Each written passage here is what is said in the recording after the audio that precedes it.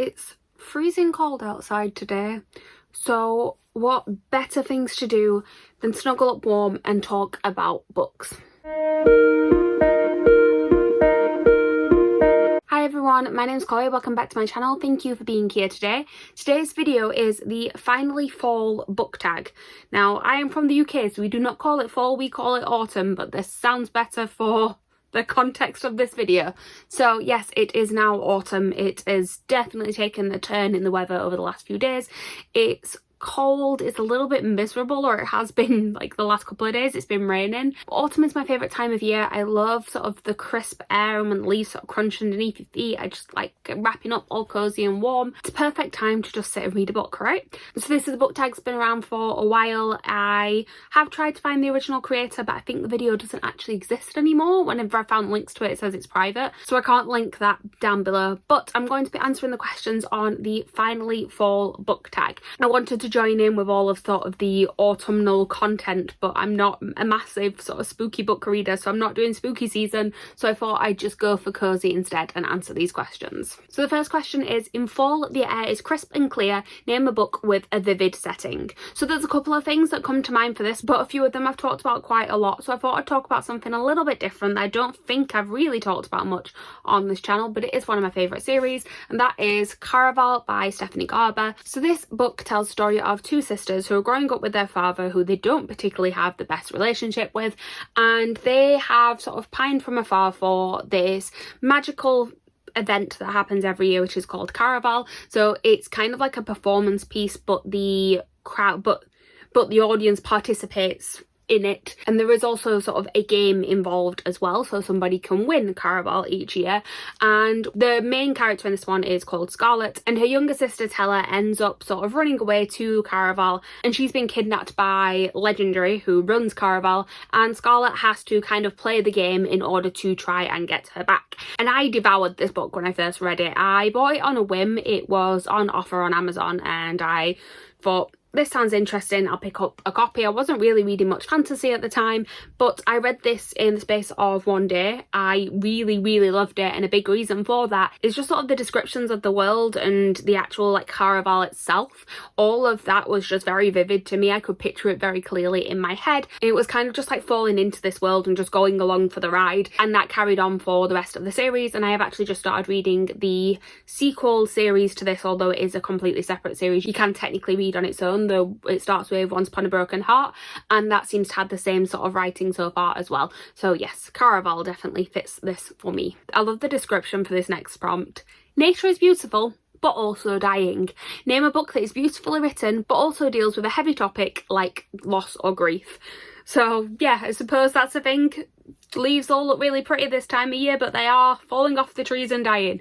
So a book that is very beautiful but does deal with quite a heavy topic. For me, the first one that comes to mind for this is The Astonishing Colour of After by Emily Pan. So this book does have trigger warnings for loss of a parent and also suicide, because basically the main character's mother has recently committed suicide, and the main character, I can't remember her name actually, I haven't read it in a while, Lee, it's apparently her name, and she ends up going on a trip to Taiwan to meet her mother's family. Because she lives in America, she's not really had any interaction with that side of her mother's family, so she ends up going there to kind of connect with her mother now that she's sort of no longer there. And without going too much into it, it has this kind of fantastical element to it in the ways that she's sort of finding out more about her mother's life and sort of the idea of whether or not her mother is sort of still with her as well. And it's just a really beautiful book, and the way that that sort of aspect of it is brought in, it's kind of like a magical realism type thing, and it's just, it is really stunning and really heavy in the topic, but I feel like it was very well done. I've been waiting for Emily Pan to release another book since this one, because this one came out in 2018 and we still don't have another one yet, but I feel like something's been announced recently, so hopefully I'll have more writing from her soon, because I was very impressed with this one. The next question is, fall is back to school season, share a non-fiction book that taught you something new. I don't read a lot of non-fiction. One of the books that I have read that's non-fiction that kind of did come to mind, because I did learn a lot from it, was the book that is called Hamilton the Revolution, which is all about the writing process of the musical Hamilton, and it has sort of like the full libretto of the musical broke down with sort of the like annotations from Lin-Manuel Miranda and the reference points that he had whilst writing the musical, as well as sort of essays in between about the actual process of getting the musical on stage. And I learned a lot from that. But the most recent non-fiction book that I read, which probably fits this prompt a little bit more, is The Anthropocene Reviewed by John Green. So this is a collection of essays which are all about a human-centered planet. So basically it's essays about random subjects, and I do mean random subjects, some of them being more kind of intellectual, some of them being very just random things that John Green has stumbled across, some of them being more like childhood based memories, and he reviews these things on a 5-star scale, which sounds very strange, but basically the actual subject matters for the essays themselves aren't the actual important thing about the essays. So it's like that there is one about a particular goalkeeper for a football club, and it's about his sort of performance in a particular match, but that's not really what it's about. It's more about sort of like the story of how he got there and sort of what inspiration people can take from that. There's many of them that sort of link to feelings about mental health, and particularly over the last year, because a lot of this was finished off over sort of the pandemic. So a lot of it talks about isolation as well, and kind of being terrified in a way as well, because John Green does struggle with his mental health. He has OCD, and he talks a lot about that in here, and sort of how he's been able to overcome that, and sometimes not overcome it, sometimes just really struggle with it. And yeah, I feel like there was a lot to get from this book. I have said before, I'm a massive fan of John Green, sort of separate from him being an author, just from as a person as well. I've been watching his YouTube videos for many years. I'm very much part of that sort of like nerd fighter community that's built up around his videos, his and Hank's videos.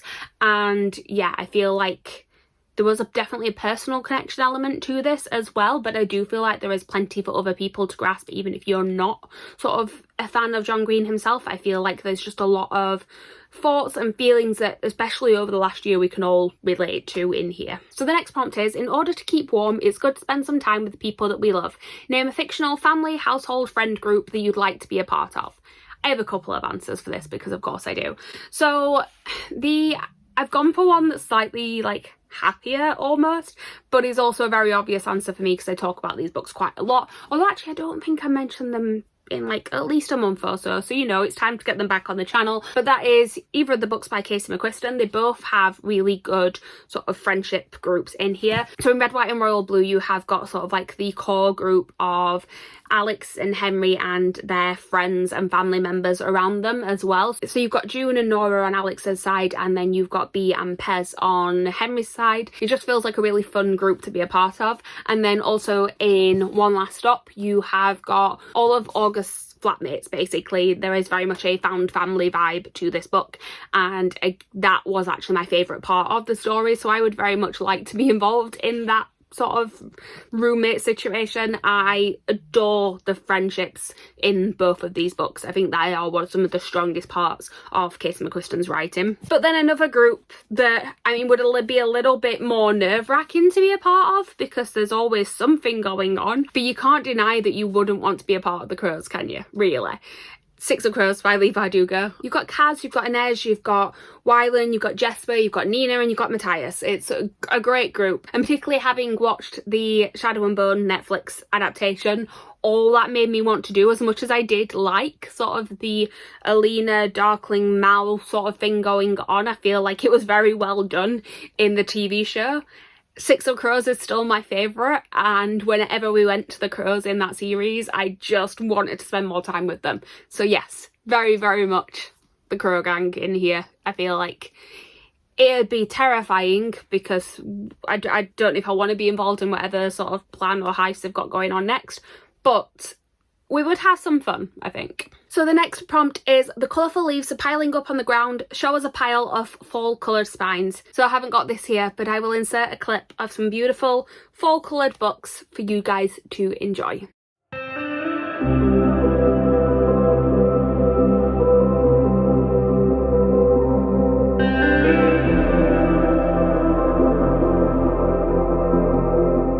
Next up, fall is a perfect time for some storytelling by the fireside. Share a book where somebody is telling a story.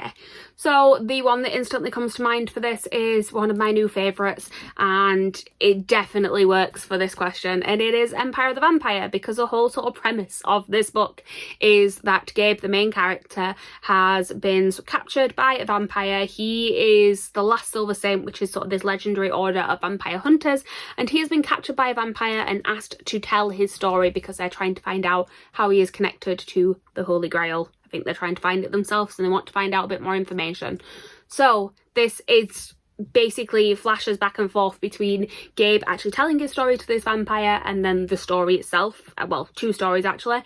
So yeah, lots and lots of storytelling in here, and the way that that was used in this story is actually probably my favourite part of the book. It's what made me sort of want to carry on reading more constantly throughout it. The next prompt I actually don't have an answer for. It says, the nights are getting darker, share a dark and creepy read.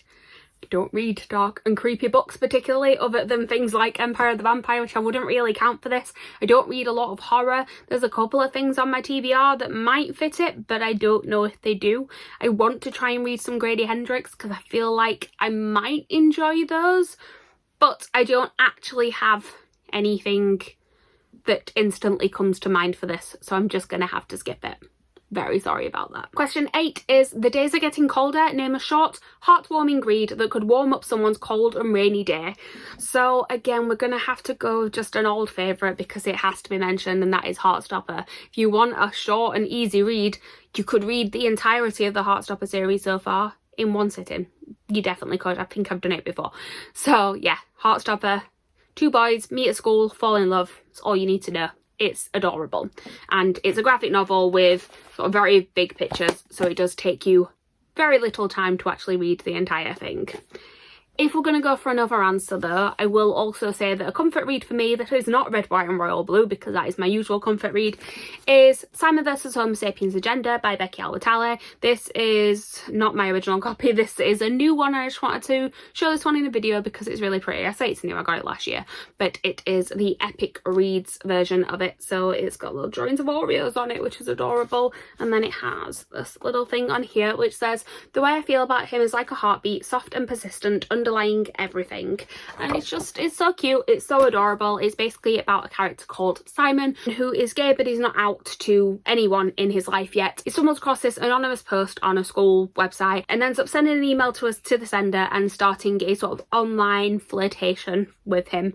But they don't actually know who each other are, they're writing under pen names. And then one day someone ends up getting access to his emails and ends up blackmailing him, saying that he will out him to the school unless he helps him get with one of his best friends. And it's just kind of about going from there, figuring out who the boy is that Simon is speaking to and about his sort of coming out journey as well. And it's just a really adorable story. It's about sort of how coming out can still be terrifying even if you're pretty sure that your family's going to accept it, and it's just a really cute story. And also the film of this, Love, Simon, is one of my favourite book to movie adaptations that I've ever seen. I can watch that film on repeat. So for a sort of rainy day where you just want to snuggle up, I would read this book and I would put the film on straight afterwards. That would be my recommendation. Question 9 says that fall returns every year. Name an old favourite that you'd like to return to soon.